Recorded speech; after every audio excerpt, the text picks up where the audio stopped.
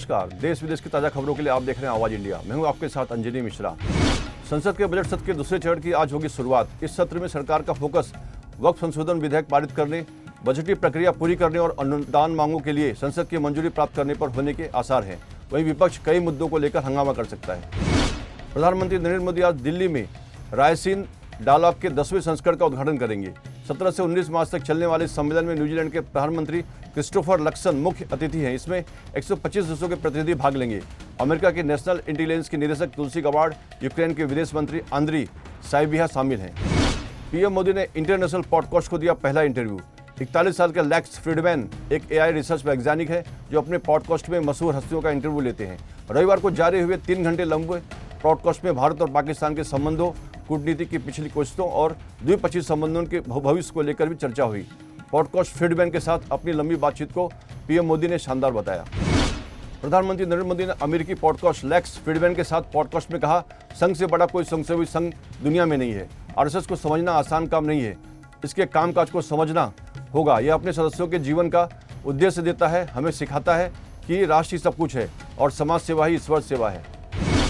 वक्फ संशोधन बिल के खिलाफ आज दिल्ली में जंतर मंतर पर प्रदर्शन होगा। मुस्लिम पर्सनल लॉ बोर्ड समेत कई संगठनों का मानना है कि वक्फ अधिनियम में प्रस्तावित बदलाव स्वायत्तता के लिए खतरा है। वक्फ बिल बोर्ड की वित्तीय और प्रशासनिक स्वतंत्रता पर असर डालेगा, इसलिए पूरे देश में विरोध किया जा रहा है।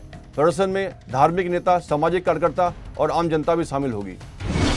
महाराष्ट्र कांग्रेस अध्यक्ष हर्षवर्धन सपकाल ने राज्य के मुख्यमंत्री देवेंद्र फडणवीस की तुलना मुगल शासन औरंगजेब से कर दी। उन्होंने कहा कि औरंगजेब जितना क्रूर था, देवेंद्र फडणवीस भी उतने क्रूर हैं। उनके इस बयान पर भाजपा ने सख्त प्रतिक्रिया दी और उसे बचकाना कहा है। Justice Bagchi Joymalya supreme court के न्यायाधीश के रूप में लेंगे शपथ। मुख्य न्यायाधीश संजीव खन्ना सर्वोच्च न्यायालय परिसर में एक समारोह में दिलाएंगे शपथ।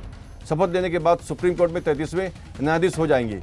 न्यायमूर्ति बागची का शीर्ष न्यायालय में 6 साल से अधिक का कार्यकाल होगा, जिसमें वह सीजेआई के रूप में भी काम करेंगे।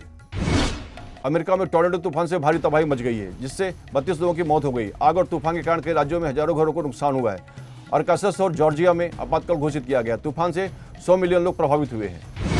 पर्यावरण मंत्रालय द्वारा 3 मार्च को विश्व वन जीव दिवस पर जारी रिपोर्ट के अनुसार गंगा नदी में डॉल्फिन की संख्या बढ़कर 6324 हो गई है, जो 2021 में लगभग 3275 थी। विशेष रूप से फतेहपुर प्रयागराज से लेकर पटना के बीच गंगा के प्रवाह में डॉल्फिन की संख्या बढ़ी है। यह दर्शाता है कि गंगा नदी के जल की गुणवत्ता में सुधार हुआ है। पक्षी वैज्ञानिकों और जीव वैज्ञानिकों का मानना है कि यह संगम के जल और वायु की शुद्धता का प्रमाण है। भारत के विदेशी मुद्रा भंडार में जबरदस्त उछाल आया है। रिजर्व बैंक के आंकड़ों के अनुसार भारत के विदेशी मुद्रा भंडार में बीते सप्ताह 15.267 अरब डॉलर की बढ़ोतरी हुई, जिसके बाद भारत का कुल विदेशी मुद्रा भंडार 653.966 अरब डॉलर हो गया। यह बीते 3 साल में एक सप्ताह में हुई सबसे ज्यादा बढ़ोतरी है। अभी के लिए बस इतना ही। देश विदेश की ताज़ा खबरों के लिए देखते रहिए आवाज़ इंडिया।